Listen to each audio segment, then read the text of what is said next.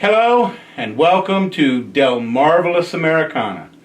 We are today honored to have a couple of musicians that play up at Sisters, which you've seen several shows on the YouTube channel. You also seen them here on Pack 14. Up in beautiful downtown Berlin. My wife corrected me this weekend about the proper pronunciation. The emphasis is on the first syllable. So there you go. These are the Grundmans, and they are ass-kicking musicians, and we welcome you guys. Thank you for having us. Oh, it's a pleasure. The thing about live music is it adds an element to a person's life that I think is almost irreplaceable. I love theater. I love all the performing arts, but there's a special place in my heart for live music, and this is what you guys do. How'd you get started in this? How did this life adventure begin for you? Well, for me, it goes way back to the 50s, and with 45 records and playing Elvis and learning how to lip sync the words too. I remember playing. My sister was older than we had the records, and we would try to lip sync perfectly. And if there was a mistake, she'd say, well, that's one. We'd keep score in that, and eventually I could do I knew all the lyrics, and then I wound up going to CYO overnight camp, and I remember the first time I got up on stage there, I sang.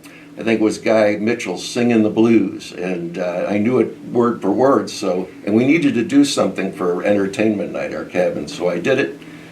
Got good reaction to it, and said, oh, "This is a good thing to do." Yeah, really. You were hooked. So you got into it for chicks. Well, basically, but yeah, for chicks and for just approval. My brother was very good in school, and I followed him. And I was all right in school, but not as good as he was. But I could sing better than him. There you go. The important stuff. Yes, indeed. How about you, sir? Well, and by the way, we've come up with a new stage name for you. Ought to know better. Oh, all right. I'll dig that. Maybe not. We'll get the focus group on that one. We'll work it in. Better. Yeah, I mean, for me. Obviously, growing up with Dad here played a big role in my inspiration. Music was constantly, in my life, the whole time. Dad would be, strumming a guitar, and from a young age, he would let me strum chords as a little kid, and he'd hold the chords, and I'd have Brett in my lap here. I'd hold, I'd do the left hand, and he'd do the right, and he was always very rhythmic too. He could keep the proper beat for the song. Okay. So that as a kid growing up, that played a big part of wanting to learn a little bit more. I ventured more into saxophone in 5th grade. And 7th grade is when I really got into the guitar, but the electric guitar. After a trip to the Rock and Roll Hall of Fame, and seeing Muddy Waters Telecaster, that was like one of the first things in there, the Jimi Hendrix exhibit, and it's like, I think I may want to do this just a little bit more. So I got the power of an amplifier in my hand. It's like, I'm going to keep going with this. Trivia quiz time. Mm-hmm. What board game was Jimi Hendrix considered a master of? That's actually a good question. I have no idea. And chess, I guess. I don't know. Do you remember Risk? Yes. That was his favorite game, and he played it with the other two guys in the band, with Redding and whatever the bass player. But that was his shtick. Yeah. I didn't know that. Man, those take a long time to play, don't they? It's a very long game. I've never played it. I never did either. Yeah. I just read about it. Okay, so there you are. You're a kid. You're heavily influenced by your dad. Mm-hmm. You're learning how to play, which separates you a little bit from the other kids. Well, I mean, in a good way. I mean, just for playing, like, I really, just to learn more, like, on top of getting, guitar lessons, I really studied a lot of just like technicalities on like how Hendrix would be positioned, strumming, and like just other musicians, and then I would try and apply that in my own way and create my own style. But just I don't know, just being able to really feel it, was the thing. It was just something like just a nice source of expression, for what I heard in my head, and to be able to apply that to a guitar really, made a difference. I felt. But he played saxophone too. He would play kind of a melody, and he put a little more soul into the melody as he played it with the saxophone. I forget that. I have him on tape. If I'd have known, I would have. I had when he was a little kid. I taped everything that he did. Do you have it in a digital format? No, I have it on a cassette. Okay. But Kicking it old school still. We could work that in. Yeah. Well, tell me, who were your inspirations? I know you mentioned Elvis earlier. When I got involved in playing in a band, it was the Rolling Stones. We were kind of a cover band for the Rolling Stones and a group called Terry Knight and the Pack. I don't know if they became Grand Funk Railroad, but they were from Detroit. Yeah. And, okay. So we'd go to see them, and Terry Knight was actually, I think, a disc jockey and had met the Stones on their first visit over. He was, kind of a promoter of them. So their band played an awful lot of their music, and that's how I got into, then I started loving the blues, But I didn't realize that the Rolling Stones weren't writing these songs, and there was this mysterious guy named Dixon on the record. There you go. Who is this Dixon? And then you find out that he wrote almost all of the big hits for Chess Records. Willie Dixon, and he's a terrific bass player, and he sang himself also. He sang like "Walking the Blues" and things like that. So, boy, what a lineup of people they had in that in that company at that time. Yeah, even in down in Memphis too, with the Sun Records, they had the four guys that what do they call it, the $1 Million Quartet or something like that, But when I started listening to the blues, then I couldn't get enough of it, and then I really liked Van Morrison was a big influence on me when he was first in Them. I thought he was great, and then when he left Them, I think he came out with Brown Eyed Girl, and I liked that too. But in the beginning, he wasn't really that popular in the very beginning like he is now. No, he wasn't. But I liked him right from the beginning, and I liked the way he wrote, and he was, he would use words like "turn on your electric light" or something like that instead of just "turn your love light on" or something like that, and he would talk about transistor radios and things, and I'm saying, he's talking to me because these things I'm familiar with. So who are you listening to? You listen to a lot of Jimmy? Well, I mean, I listen to a lot of Jimmy, I listen to a lot of Clapton, but like these days, I'm really into a lot of jam band music, like Fish, Grateful Dead, Widespread Panic. Oh, the Panic. Yep. And the band that I'm in, Muskrat Lightning, and also Roast John, we play a lot of jam band songs, and we all have to work together as a unit, since it's just listening off of each other, just to make sure we're all on the same page and make sure the music flows, because it's different every time. That's the beautiful thing about jam band music, because you don't want to have the same show each time, or either change up the set list. I have one complaint with Widespread. Mm-hmm. You go to their concert, everybody stands the entire time. I can't do that. I got to sit down. I'm 65 years old. They're feeling the music. Oh, they are. Well, everybody's 20 years or 40 years younger than I am. Okay. So you're playing live early on. Yeah. You mean you're a teenager in those years, right? Well, probably when I started. Actually, I just I was a singer to begin with. I didn't know how to play the guitar, and I kind of learned how to play the guitar from guys that were in the band. They would show me a chord here and there. And eventually I got a part. When we played. Moby Grape's Omaha. That's in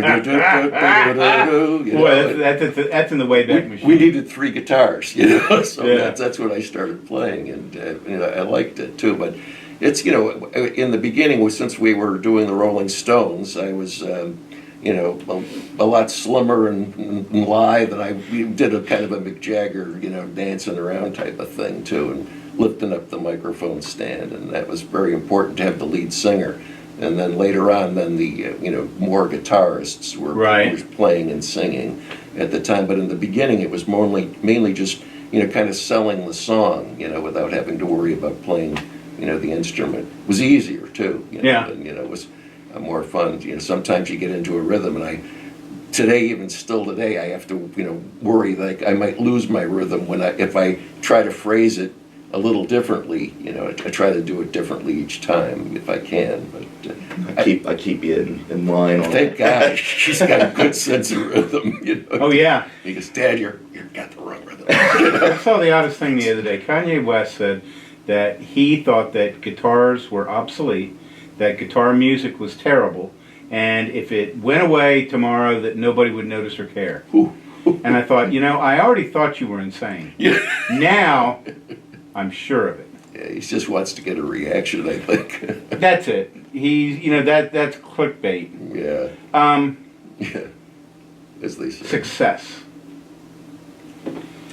Well, what do you attribute success, or maybe the more cogent question is happiness? Yeah, for me, I'm really happy to be doing this at this age, because I thought I'd be done, it would be wrapped up by this time. And I still play with a guy up in Pennsylvania that plays the bass. We still do a duo that we were, probably started in 1981. Okay. And it's still fun, to be able to play live music. And up in Scranton, there are very few places for musicians to play. And down here, seems to be an ideal spot for a musician to be. There's a lot of venues to play in, and it just feels so good to have the guitar in your hand and to pick up a new song or to write a new song and share it with somebody, have somebody else listening besides the four walls of your room. That's a kick. I really love that. So. And I love listening to live music too, because it's never quite always the same. When they play the records, it's the exact same thing. Nothing's going to happen. Nobody's going to get inspired necessarily, and maybe do something a little differently. When I play with OTTO, we play on Tuesday nights, and we play with different tempos, and OTTO will come in with a different kind of a lick that'll change the mood of the song. So keeps it interesting. Oh, it does. And then you try to actually we'll take a song and then even add lyrics to them or change the lyrics around a little bit, and that's fun. It's either like you would throw in like a background chant or something, and we both get on the same page, and you'll be holding down the chords, and I'll be taking a lead while we're still trying to keep that going vocally as well, and it's just something we never tried. And then when we're done, it's like, man, that was pretty cool. Change the mood, get quiet. Like when he's taking a lead, like if I'll get quiet, and then he'll change the mood of what he's doing on the guitar, and then the tempo will get built up a little bit. So it's just a lot of fun because we never know what it's going to be. It doesn't feel like you're doing the same thing over and over again. People who don't play an instrument and don't sing, I think recognize how much fun playing music is, but it's amazing how many of them say, oh, well, I couldn't do that. I couldn't get up in front of people. I couldn't sing. I could never learn how to play guitar. All of those are false. Just there is a question of various degrees. When it comes to playing an instrument, I have only met one person who I think is genetically incapable of playing an instrument, and that's, sorry Al, it's my college roommate. He collects guitars. He's a wonderful trial attorney, but he has no sense of rhythm, and this is not going to come as any secret to him. But I showed him a G, an A, and a C back in 1973, and he's almost got it down. Almost.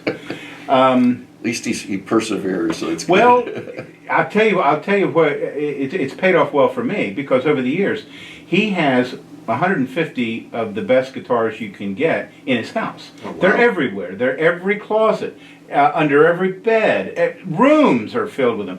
Well, his wife's had enough, and so she said, "You're selling them." So I got a chance to cherry pick through there, and I got some real finds. And I was very, very, very lucky. And he gave them to he gave them to me for the price that he paid for them. Oh, And of course, they were all distress sales. You know, because there's no group of people on planet Earth that are more likely to have financial issues and sell an instrument than musicians. You know, it's just endemic to who and what we are.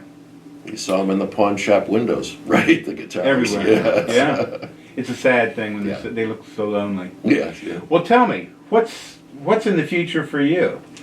Well, a little bit more of the same, and I hope, and I enjoy. Otto's got me doing a single again too, so it would be just in the beginning. It was just playing with him, but I have done a single back in when I was younger, my 30s, and that. So it was fun to get back and do this, and writing songs, and just performing with him is it's a treat. That must for be me. great. Oh, it is. It is. And A lot of guys most come up times, to me. And go ahead. I can't do like a gig. A place will call me up and be like, "Hey, can you play?" It's like, "No, I'm booked somewhere else." But my dad can There you play, go. so it's I'm become the booking agent So now. you're artist management. Yep. Yeah, okay. I'll call him up and be like, Ready to change "Dad." my name to Otto's dad instead of Dave Grundman. Wait, on Otto or Otto's dad? Yeah.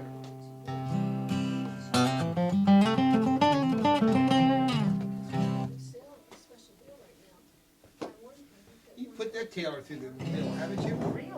Man, this thing, the workhorse, it's not that old. It's So I had the same one, yeah, that's right, you did. Same one, Let's see, because originally Tori bought this. This was her guitar, and then Okay, guys.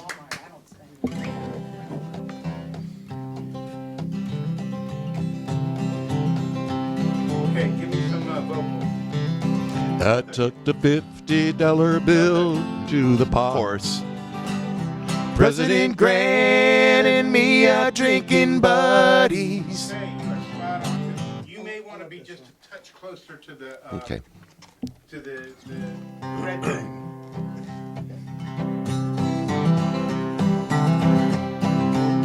I tucked a $50 bill into the pocket of my jeans.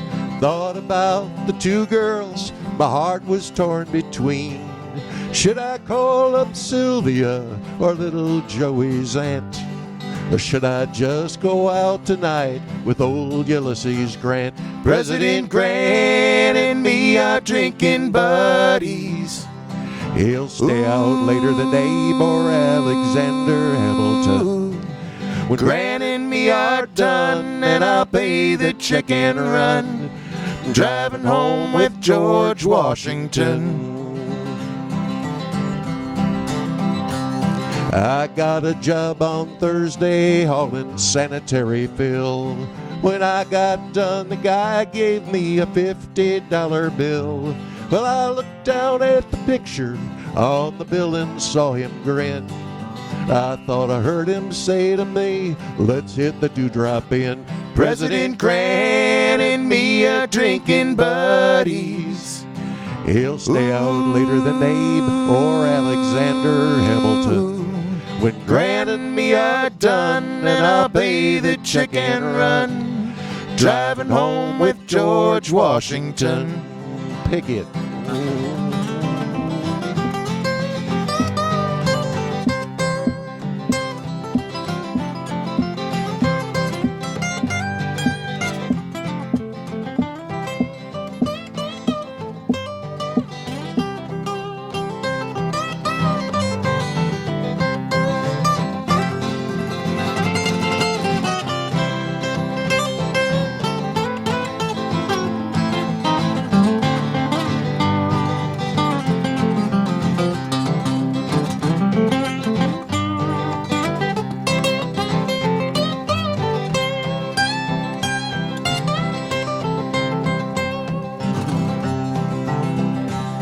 Three Franklins come on Friday from the textile factory. They pay my rent, utilities, then they're gone from me. They like to stay, they tell me. We all know they can't. They're gone and in walks trouble, old Ulysses Grant. President Grant and me are drinking buddies. Stay out later than Abe or Alexander Hamilton. When Gran and me are done, and I'll pay the check and run. I'm driving home with George Washington. You'll see me driving home with George Washington. I'm always driving home with George Washington.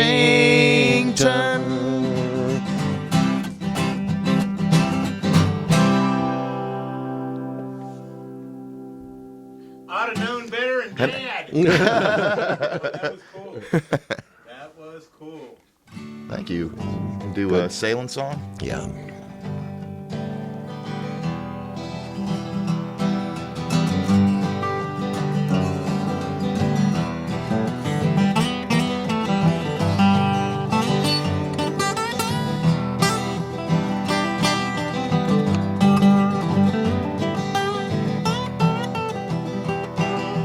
Dreamed I was a young man again today.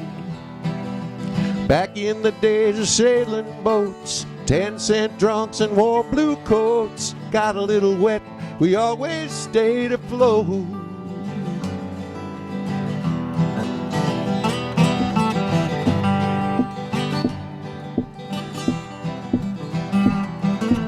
Dreamed I was a young man again today. Sitting on a dock, rolling smoke, telling crazy stories to another bloke. Always had a good time, ain't no joke, yeah.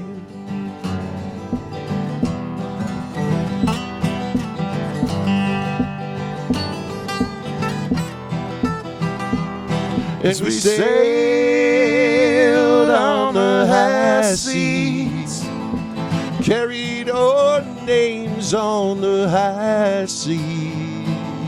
Look at me now, shedding a tear.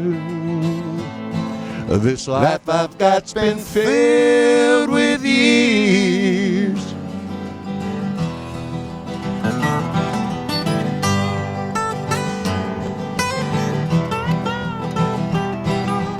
Dreamed I was a young man again today. Tying down lines with singing Ken. We could sing more than the rest of the men. We could sing a song again and again, yeah.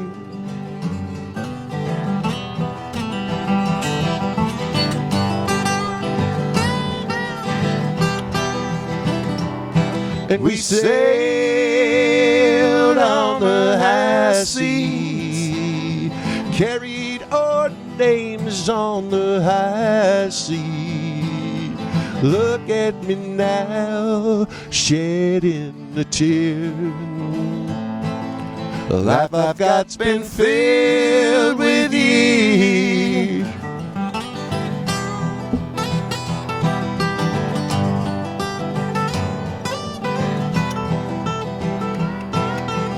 Dreamed I was a young man again today,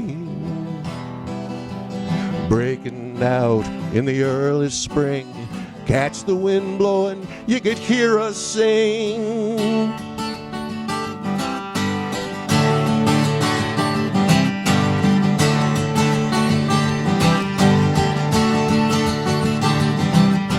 Blow, blow, you blustery wind, blow us on home to port again. Blow, blow, you blustery wind, blow us on home to port again. Blow, blow, you blustery wind, blow us on home to port again.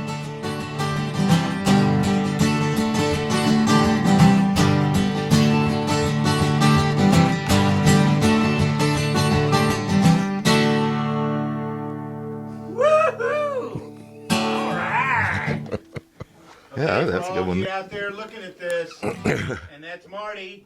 Marty over there in south of France. I see that you're watching. Go to Delmarva Americana on YouTube, and you are going to see this, and you're going to see the Belinkies. So watch early, watch often. Okay, boys.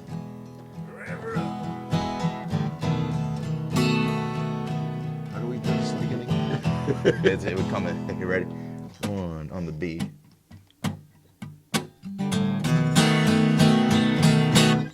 Tell me the truth. Now don't you lie.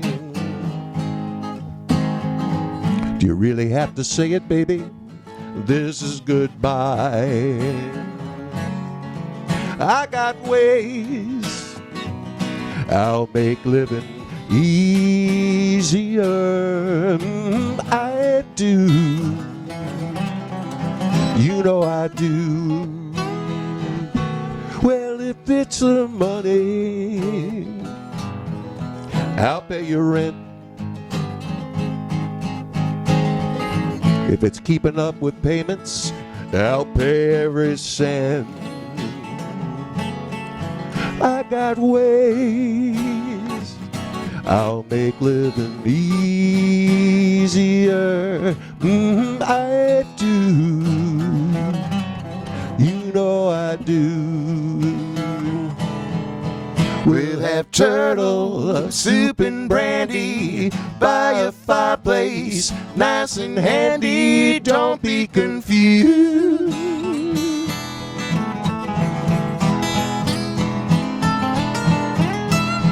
Baby, while you're near me, all your loving starts to cheer me. Don't be confused.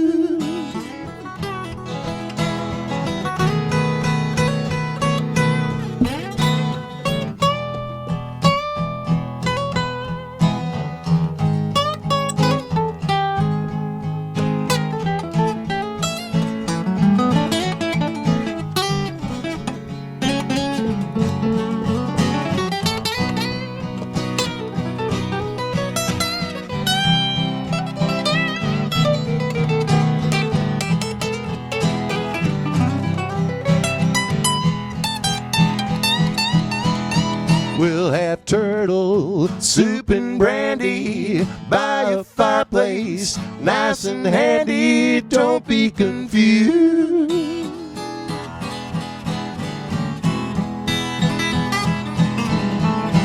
And maybe while you're near me, all your loving starts to cheer me. Don't be confused.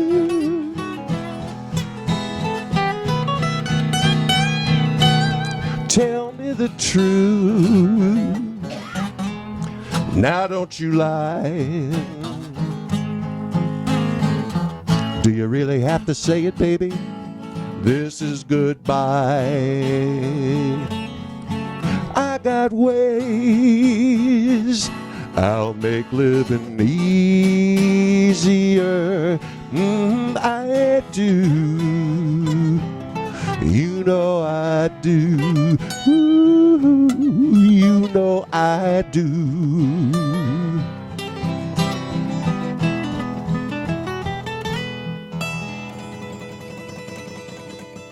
Right. I think I'm ready to go. Well, we're tapping. So, at your leisure, my liege.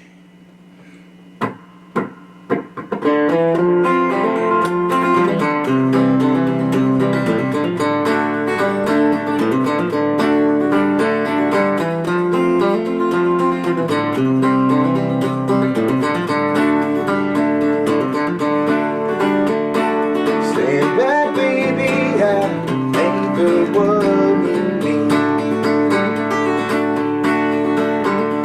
Stand back, baby, I ain't the one you need.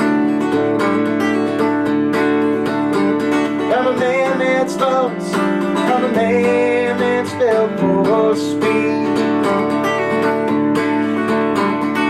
Listen to the words that I have forgotten to say.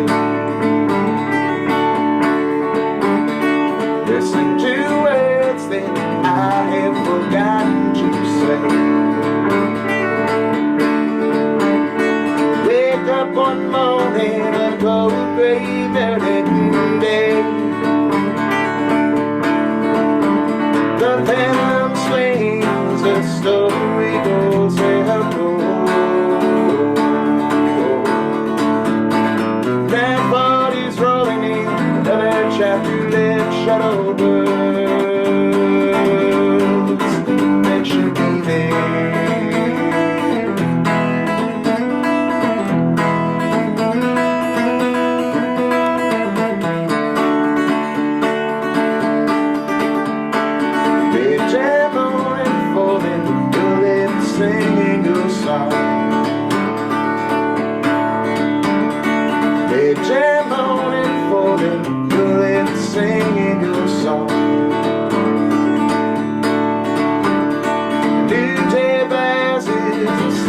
rainbow dancing unfolds. Those old effort steps that keep standing in the mist. Those old effort steps that keep standing in the mist. One day you find yourself swimming in a stranded sea. The pendulum swings, the story goes out cold. 940's running in another chapter that shadow words that should be there.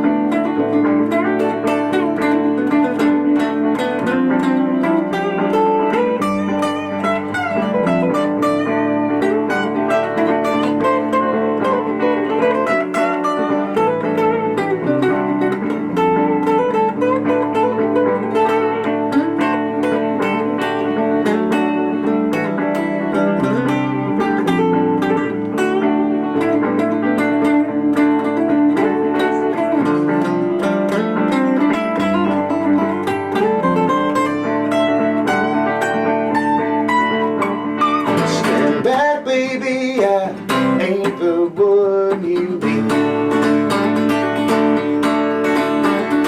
Stand back, baby, I ain't the one you need. I'm a man that's thoughts, I'm a man that's felt for speed. I'm a man that's thoughts, I'm a man that's felt for speed. I'm a man that's thoughts, I'm a man that's felt for speed.